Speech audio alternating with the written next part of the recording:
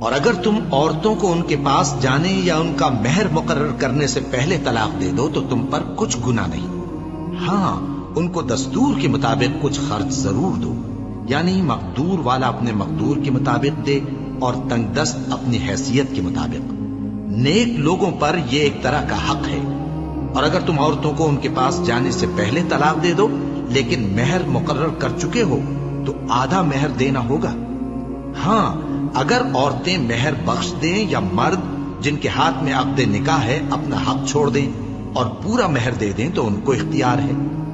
اور اگر تم مرد لوگ ہی اپنا حق چھوڑ دو تو یہ پرہیزگاری کی بات ہے، اور آپس میں بھلائی کرنے کو فراموش نہ کرنا۔ کچھ شک نہیں کہ اللہ تمہارے سب کاموں کو دیکھ رہا ہے۔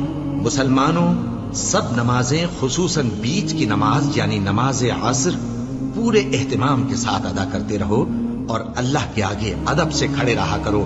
پھر اگر تم خوف کی حالت میں ہو تو پیادے یا سوار جس حال میں ہو نماز پڑھ لو۔ پھر جب امن و اطمینان ہو جائے تو جس طریق سے اللہ نے تم کو سکھایا ہے جو تم پہلے نہیں جانتے تھے اللہ کو یاد کرو۔ اور جو لوگ تم میں سے مر جائیں اور عورتیں چھوڑ جائیں وہ اپنی عورتوں کے حق میں وصیت کر جائیں کہ ان کو 1 سال تک خرچ دیا جائے اور گھر سے نہ نکالی جائیں۔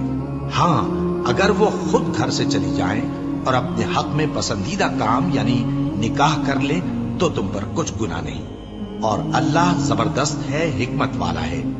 اور مطلقہ عورتوں کو بھی دستور کے مطابق نان و نفقہ دینا چاہیے۔ پرہیزگاروں پر یہ بھی حق ہے۔ اسی طرح اللہ اپنے احکام تمہارے لیے بیان فرماتا ہے تاکہ تم سمجھو۔